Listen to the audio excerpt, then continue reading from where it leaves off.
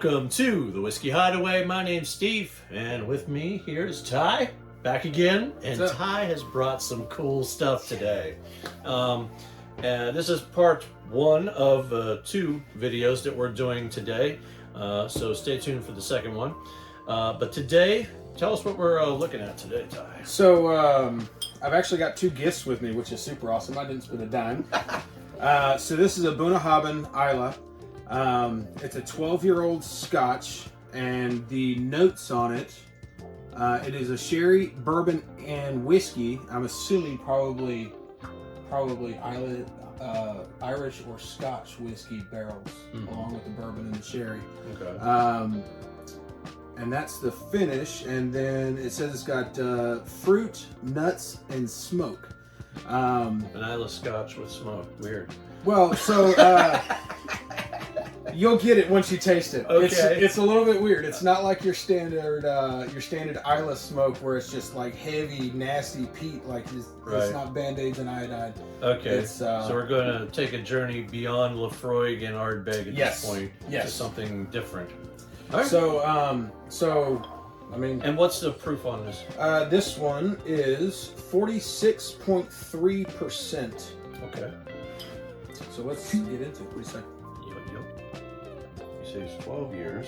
Yep. It's got a nice golden color. Great color, and I mean it's got that awesome sherry color to it. Oh yeah. And it's already coating the glass. Oh yeah. The sugars in this are just absolutely unbelievable. Putting it up to my nose, the very first thing that punches me is banana.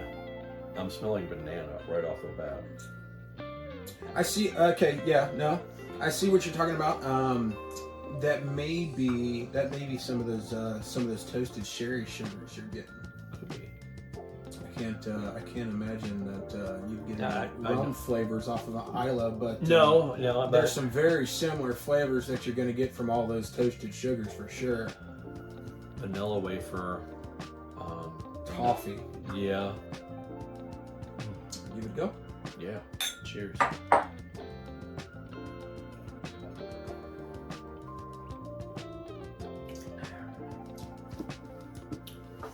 So you get that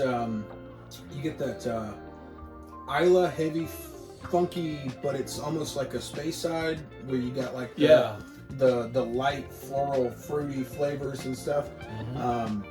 But it's kind of covered in this peat smoke kind of deal. Not getting a whole lot of the smoke, actually. No, yeah, the smoke that they're talking about is super mild. I'm getting like right after the raisiny dark fruits, a lot of the sherry notes and stuff like that. Dark cherry and toffee flavor. Right behind like that initial, right after you get off the first like ethanol hit. You get this really cool fruity toffee flavor. I don't quite get a super dark cherry on mine. It's almost, the taste reminds me of a red vine. where you kind of got that light strawberry and some candy floss. More kind of on the cherry, but like with that that funky aftertaste. So the red vine is what it reminds me of. I hadn't put those two together, but now that you're saying it, it's definitely there.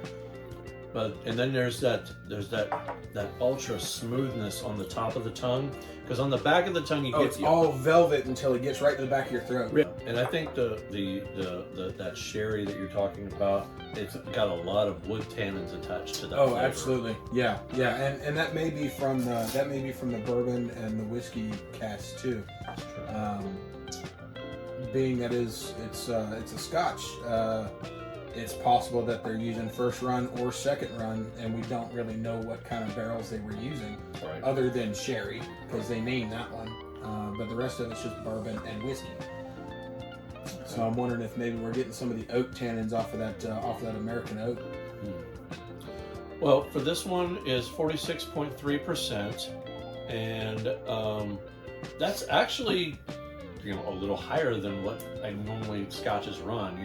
Normally they stick close to 40, 43, yeah, 40, something 42, like that. 43, somewhere in there. So, so we do have some ice. No water today, but we do have a little bit of ice that we want to throw a little cube in there.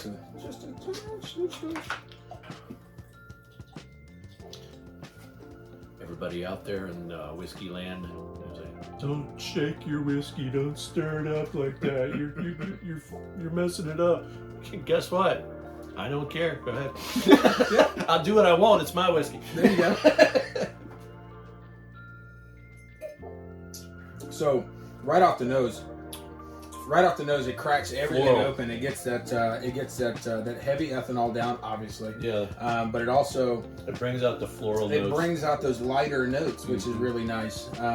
You're not getting the heavy wood tannins and the heavy toffee candy floss and the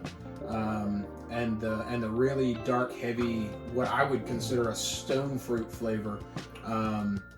Kind of goes to the back burner, and it brings out all this nice honeysuckle and wildflower freshness. Yeah, it's just like it's super light. The first thing that I got when I went off of it was like grass in a meadow that has dew on it. Yeah, it's like it's super clean and fresh, and it's got that earthy note. Almost that post-rain fresh dirt and grass thing going on, Yep.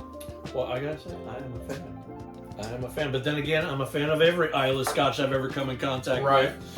So, and to be honest with you, it was. And you said this was a gift. Yeah. So this was a birthday gift for my dad. He's like, he took me to this.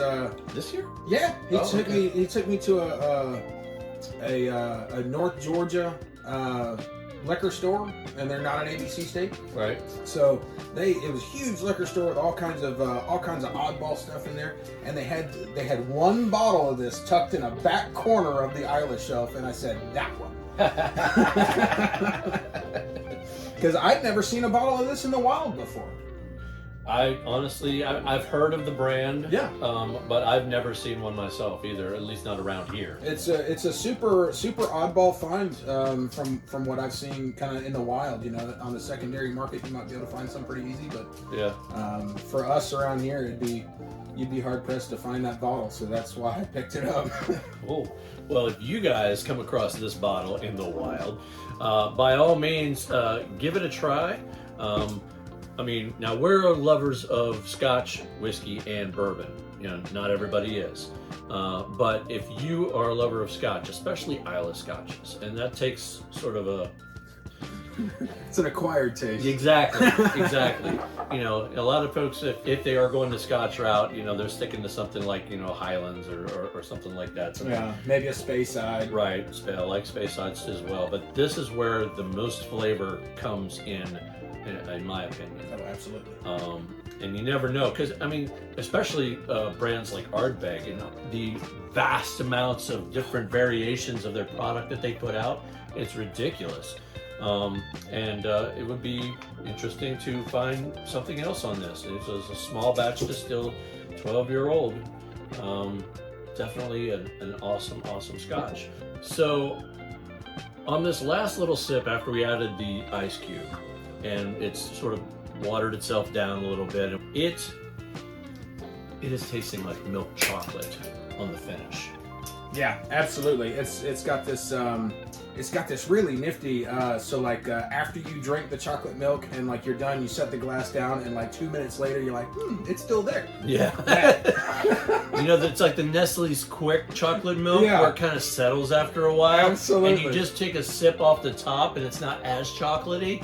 That's where it is, right there. It's absolutely wild, and it's blowing my mind. I'm still on the ride right now. I've had ones like that, but on Irish whiskeys, like the Writer's Tears. Oh yeah, has a milk chocolate finish on that one, and that's because of it being a pot still. Mm-hmm. So, the whiskey that it was finished in probably has something to do with that. That's very possible. Yeah, absolutely. As always, follow the Whiskey Hideaway videos on YouTube, and go to our Facebook page. Follow the group over there. And my buddy Ty is going to be joining us again in an upcoming video, so stay tuned. I'll see you in the next one. Cheers, everyone.